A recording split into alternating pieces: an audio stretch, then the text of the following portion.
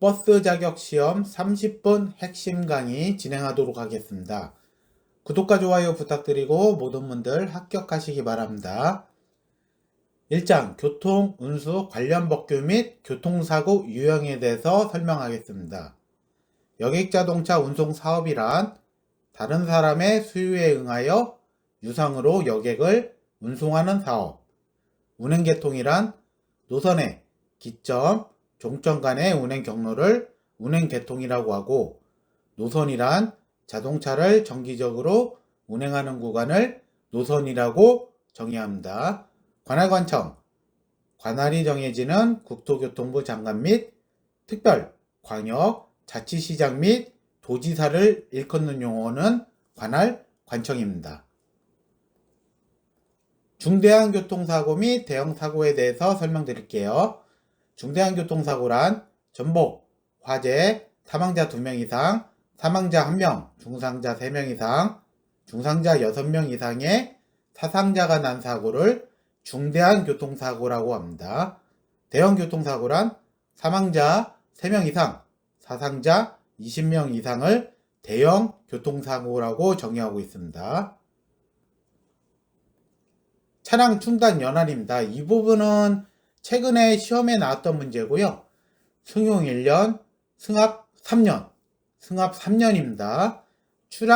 차량 충당 연한의 기산일은 재작년도에 등록된 자동차는 최초 신규 등록일을 기준으로 하고, 재작년도에 등록되지 않은 자동차는 재작년도의 말일을 차량 충당 연한일의 기산일로 합니다.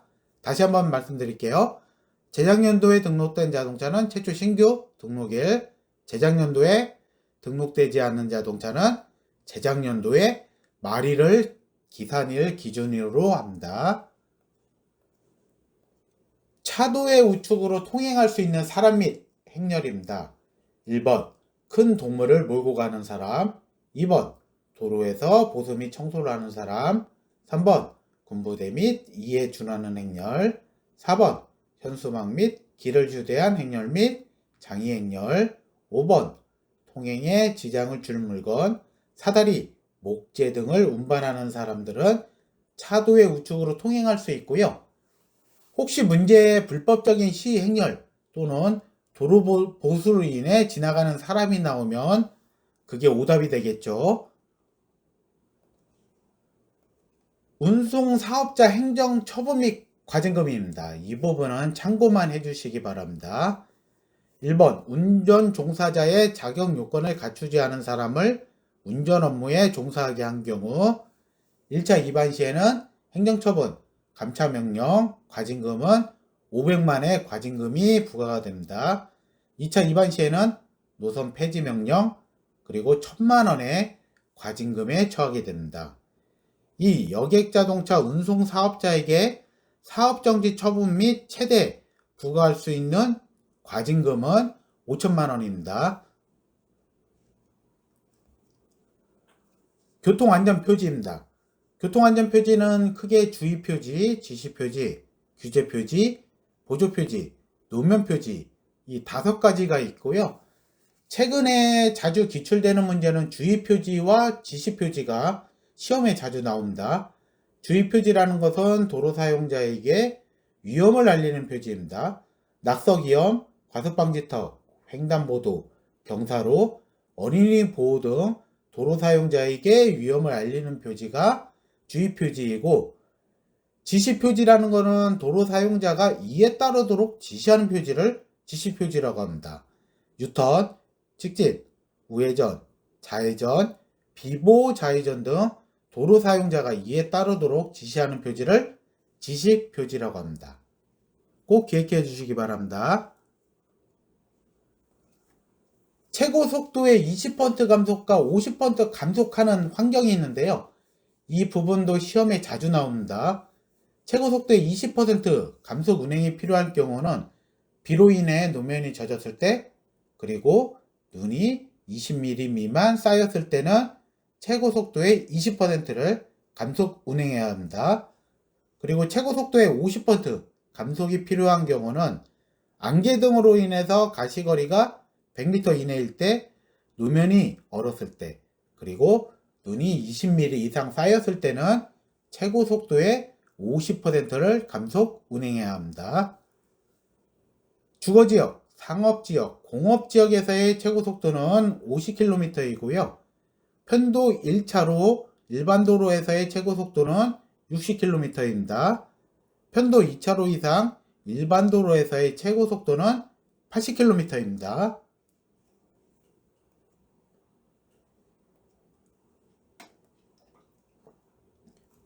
자동차 운전에 필요한 시력입니다.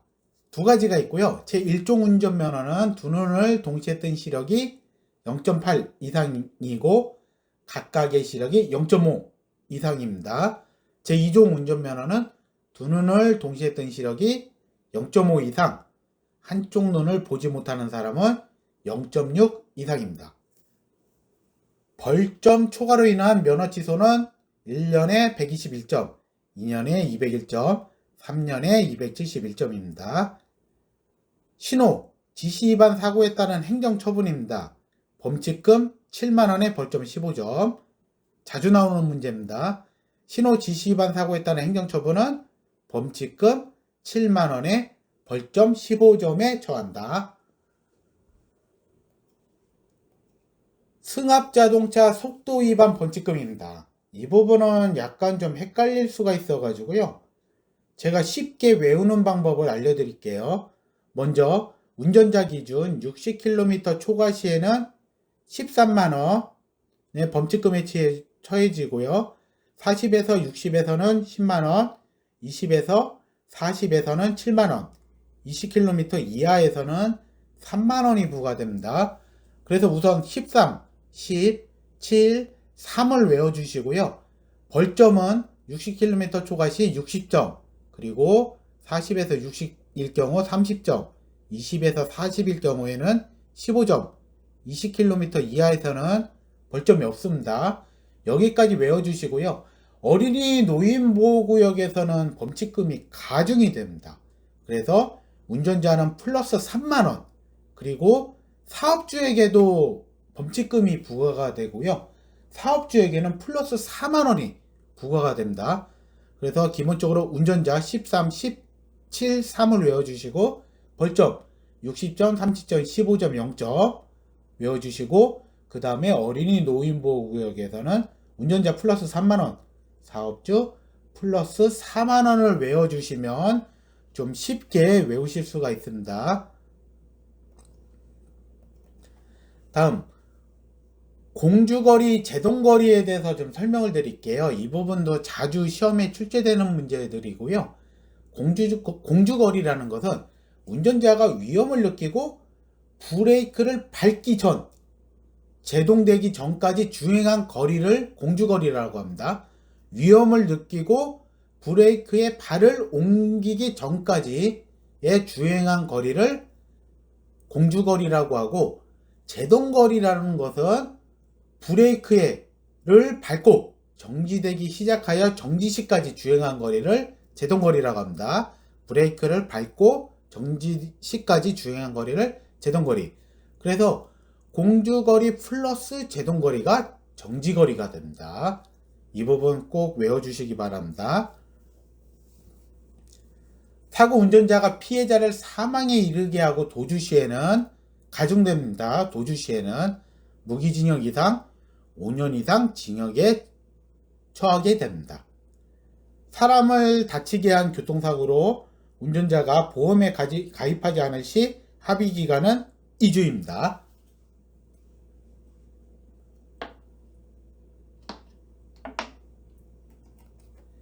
2장 자동차 관리 요령입니다. 우선 배출가스 색상하고 자동 변속기 오일 색상은 간단히 보시면 됩니다. 배출가스 색상 완전 연소 시에는 당연히 무색이고요. 불완전 연소 시에는 검정색, 그리고 대량의 엔진 오일이 실린더 위에서 연소할 때는 백색이 나옵니다. 이거는 보통 영화에도 좀 많이 나오죠. 네, 쉽게 외울 거라고 보고 있습니다. 자동 변속기 오일 색상입니다. 정상 시에는 붉은색을 띠고요.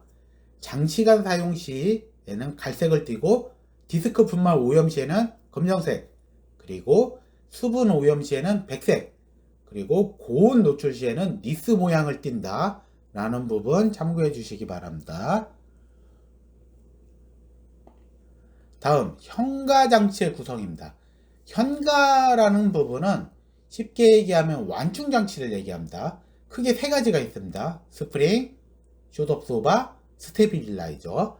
스프링을 먼저 설명을 드리면 주행 중 노면에서의 충격 또는 진동 흡수를 하는 역할을 스프링이 하고요. 그 다음에 숏업소바. 쉽게 얘기하면 우리가 흔히 얘기하는 쇼바입니다. 쇼바. 쇼바를 숏업소바라고 하는데 노면에서 발생한 스프링의 진동을 빠르게 흡수해서 승차감을 향상시켜주는 게 숏업소바, 쇼바의 역할입니다. 그래서 최근에 나왔던 문제가 어떻게 나왔냐면 스프링의 역할이 아닌 것은 하고서 숏업소바의 내용을 하나 끼워서 넣어서 문제가 나왔던 경우가 있었거든요. 그럴 경우에는 스프링, 판, 코일, 토션바, 공기 스프링이 있고 그리고 쇼바에 대한 내용, 쇼바는 스프링의 진동을 빠르게 흡수해서 승차감을 향상시킨다 라는 부분을 이해하시면 문제를 쉽게 풀 수가 있습니다.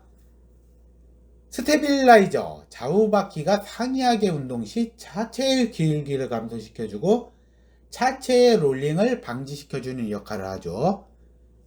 엔진 가열 시 주의점입니다. 급하게 차가운 냉각수를 보충해서는 안 되고요. 즉시 엔진 시동을 꺼서도 안 됩니다. 이 부분 잘 기억해 주시기 바랍니다. 다음 실 얼라이먼트입니다. 차량 정렬에 대한 내용이고요. 익숙치 않은 단어들이죠. 캠버, 캐스터, 토인. 쉽게 좀 설명을 드릴게요. 캠버라는 거는 차량을 앞에서 보았을 때 앞바퀴 수직선 각도를 나타내는 거고, 그래서 차량을 앞에서 본다 그래서 앞캠이라고 외워주세요. 캠버, 캐스터는 시험에 굉장히 자주 나옵니다. 그래서 차량을 앞에서 봤을 때 앞캠으로 외워주시고 앞바퀴를 옆에서 보았을 때 조향축 각도를 얘기하는 거라서 옆캐로 외워주세요. 그래서 앞바퀴를 옆에서 보았을 때 조향축 각도는 무엇인가 하면 답은 캐스터로 맞춰주시고요. 토인이라는 것은 보통 타이어 마모를 나타내는 용어이고요. 앞바퀴를 위에서 보았을 때 양바퀴의 중심선 사이의 거리를 뜻하는 용어이고 위토로 외워주시기 바랍니다. 특히 캠버하고 캐스터 이 두 개는 시험에 자주 출제되기 때문에 꼭 외워주시기 바랍니다. 자동차 종합검사 유효기간입니다. 적합한전 기준으로 하고 있고요.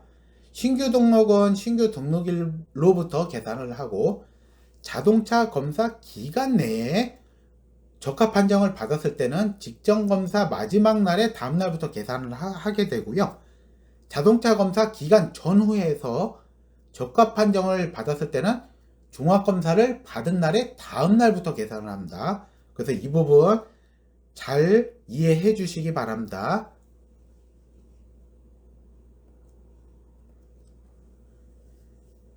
다음 자동차 종합검사 미검사 시 과태료에 대해서 설명을 드릴게요. 기간 만료일 30일 이내에는 4만원의 과태료가 부과가 되고요. 기간 만료일 30일 초과 114일 이내에는 매 3일 초과시마다 2만원이 발생합니다. 그리고 최대 과태료는 60만원입니다. 이거 꼭 외워주세요. 자동차 종합검사 미검사 시 최대 과태료는 60만원이다. 그리고 책임보험, 책임공제 미가입 시 과태료에 대한 부분입니다. 기간 만료일 10일 이내에는 3만원이고요. 기간 만료일 10일 초과 시에는 11일차부터 1일마다 8천원입니다. 최고 과태료 한도액은 100만원입니다. 이 부분 꼭 외워주세요. 책임보험 미가입 시 최고 과태료 한도액은 100만원입니다. 그래서 자동차 종합검사에 대한 최대 과태료는 60만원, 책임보험 미가입 시 최대 과태료는 100만원입니다. 네, 다음 3장입니다.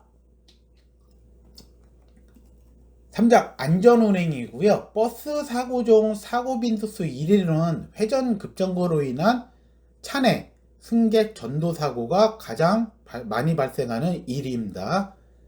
중심시와 주변시에 대해서 좀 설명을 드릴게요. 중심시라는 것은 전방에 사물을 주시할 때 사물을 정확하게 볼 수 있게 하는 눈의 영역을 중심시라고 하고요. 주변시는 좌우로 움직이는 물체를 인식하는 눈의 영역을 주변시라고 합니다. 그래서 중심시 플러스 주변시가 시야가 됩니다.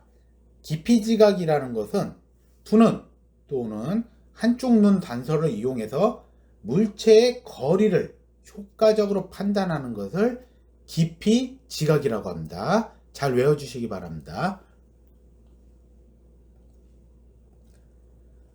다음 운전자 요인과 안전운행에 대한 부분인데요. 이 부분 굉장히 자주 출제되는 부분입니다. 동체 시력이라는 것은 움직이는 물체 또는 움직이면서 차량, 사람 등의 물체를 보는 시력을 동체 시력이라고 하고요. 명순응이라는 것은 어두운 곳에서 밝은 환경으로 변할 때 명순응, 암순응이라는 것은 밝은 환경에서 어두운 환경으로 변할 때 암순응이라고 합니다. 현혹현상이라는 것은 빛 반사에 의해 야간에 순간적으로 장애물을 볼 수 없는 현상입니다. 여기서 포인트는 장애물입니다. 장애물을 볼 수 없는 현상은 현혹현상이다. 그리고 야간에 빛으로 인해 순간적으로 보행자, 사람을 볼 수 없는 현상은 증발현상입니다. 그래서 장애물을 볼 수 없는 현상, 현혹현상, 보행자를 볼 수 없는 현상, 증발현상으로 외워주세요. 다음 자동차의 물리적 현상입니다. 이 부분도 시험에 굉장히 자주 출제되는 문제입니다. 1번 스탠딩 웨이브 현상은 고속주행 시 타이어의 회전 속도가 빨라져서 타이어가 복원되지 않고 물결 모양이 나타나는 현상을 스탠딩 웨이브 현상이라고 합니다.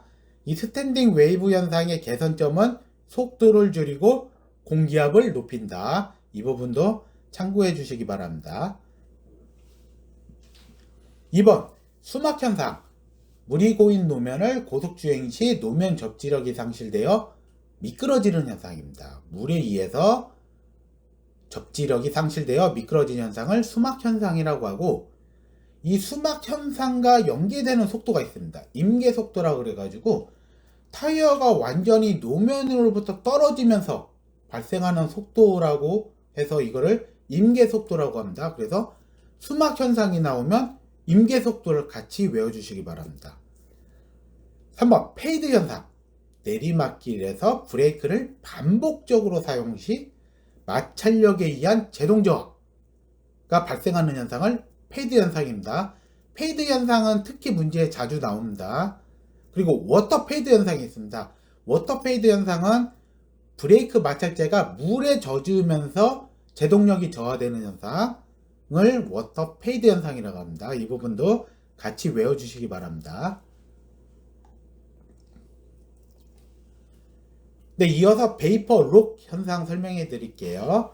긴 내리막길에서 지나친 브레이크 사용으로 브레이크액이 기화되어 기포가 발생하여 브레이크 페달이 스펀지처럼 되는 현상을 베이퍼 록 현상이라고 합니다. 이 부분은 브레이크액이 기화, 기포되어 스펀지처럼 되는 현상이다. 그러면 베이퍼 록 현상이다. 이렇게 외워주세요. 그 다음 5번 모닝록 현상입니다. 모닝록 현상은 주로 아침에 많이 발생하죠. 우리가 장마나 습도가 높은 날 오랜 시간 주차 시 브레이크 드럼에서 끼익 하는 소리가 나는 현상이 있습니다. 그거는 브레이크 드럼에 녹이 발생해서 나는 현상이기 때문에 모닝록 현상이라고 합니다. 네, 다음 도류화에 대해서 좀 설명드릴게요. 도류화라는 것은 자동차와 보행자를 안전하게 이동시키고 상충하는 교통룰을 분리시키는 것을 도류화라고 합니다. 주로 회전차로 교통섬을 이용해서 도류화를 진행을 하고 있습니다.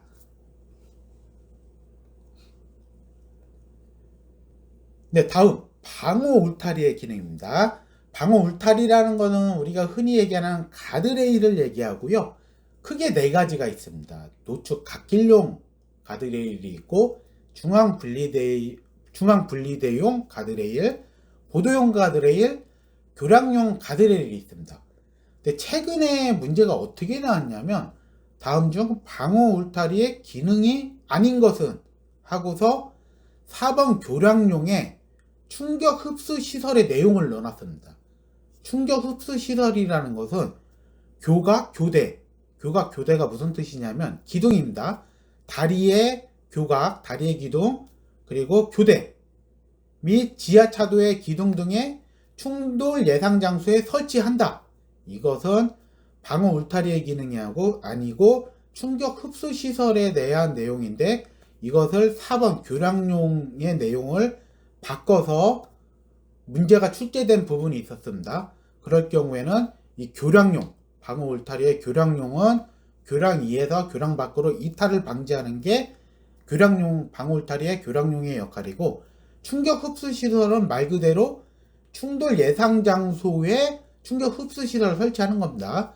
그래서 이 부분 잘 구분해서 이해해 주시고 시험에 나오면 꼭 정답을 맞추시기 바랍니다. 버스 전용 차로에 있는 차량과 좌회전하는 차량의 상충이 증가하는 정류소입니다. 교차로 통과 전 정류소이고요. 이 부분도 시험에 자주 출제되는 문제입니다. 꼭 기억해서 맞춰주시기 바랍니다.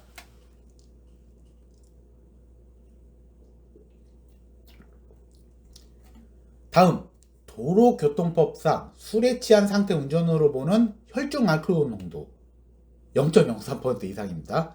이거 시험에 자주 나옵니다. 0.04% 이상. 회전교차로 설치 장소는 교통량이 많은 비신호교차로, 그리고 교통량이 적은데 신호교차로에서 지체가 발생할 경우 이 부분에는 회전교차로의 설치 장소가 필요한 부분입니다.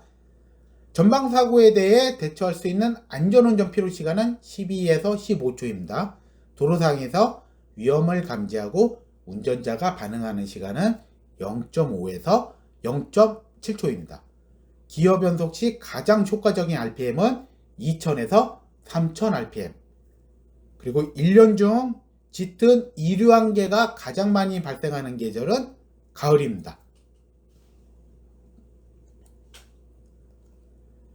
네, 마지막 4장입니다. 운송서비스 버스 운전자 예절에 대한 부분이고요. 최근에 나왔던 문제입니다. 가슴 압박 및 인공호흡의 비율은 몇 대 몇인가? 30대 2입니다. 반복적으로 외워주세요. 30대 2.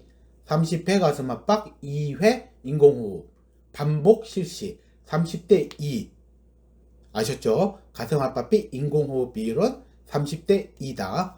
그리고 가슴 압박 시 성인은 가슴 중앙 5cm 깊이, 영아는 가슴 중앙 4cm 깊이로 압박을 한다. 참고적으로 외워주세요. 다음 BIS, BMS에 대해서 제가 핵심에 대해서 설명해 드릴게요. BIS라는 것은 버스 인포메이션 시스템이라고 그래서 버스 정보 시스템입니다. 우리가 흔히 버스 정류소의 예정 도착 시간을 버스 이용자에게 알려주는 게 BIS에 대한 역할이고요. BMS라는 것은 버스 매니저먼트 시스템, 버스 운행관리 시스템이라고 그래서 버스 운행사항을 관제해서 특이사항을 버스 운전자, 버스 회사, 관계기관에 제공하는 겁니다. 그래서 최근에 문제가 어떻게 나왔냐면 다음 중 BMS의 기능이 아닌 것은 하고서 이 BIS의 기능을 하나 넣어서 문제가 출제가 됐었어요. 그 부분이 이제 버스 예정 도착 시간을 버스 이용객에게 제공한다. 이렇게 냈던 부분이 있었는데 BMS는 버스 운전자, 버스 회사, 관계기관에 버스 운행 사항을 제공을 해주는 거고 BIS는 버스의 예정 도착 시간을 버스 이용객, 승객에게 제공해준다. 이 부분 구분해서 잘 외워주시기 바랍니다. 네, 다음 역류버스 전용 차로입니다. 일방 통행로에서 차량이 진행하는 반대 방향으로 한두 개 차로를 버스 전용 차로로 제공하는 것을 역류버스 전용 차로라고 합니다. 그리고 대중교통 전용 지구가 있습니다. 대중교통 중심의 보행자 전용 공간입니다. 차량 전용 공간 아닙니다. 최근에 시험에 대중교통 중심의 차량 전용 공간이라고 이렇게 약간 변형해서 나와요, 문제가. 그래서 대중교통 전용 지구는 대중교통 중심의 차량 전용 공간이다. 보행자 전용 공간이다. 이렇게 외워주시고 승용차 등 일반 차량의 통행을 제한할 수 있는 지역입니다. 승용차 및 일반 승합차는 24시간 진입 불가합니다. 버스, 그리고 16인승 승합, 긴급차만 통행이 가능하고요. 단, 심야 시간대에 한해 택시의 통행이 가능합니다. 이 부분 꼭 외워주세요. 심야 시간대에 한해 택시의 통행이 가능합니다. 네, 이것으로 30분 핵심 요약 좀 마치겠고요. 하여튼 모든 분들 합격을 응원합니다. 구독과 좋아요 부탁드리고 감사합니다.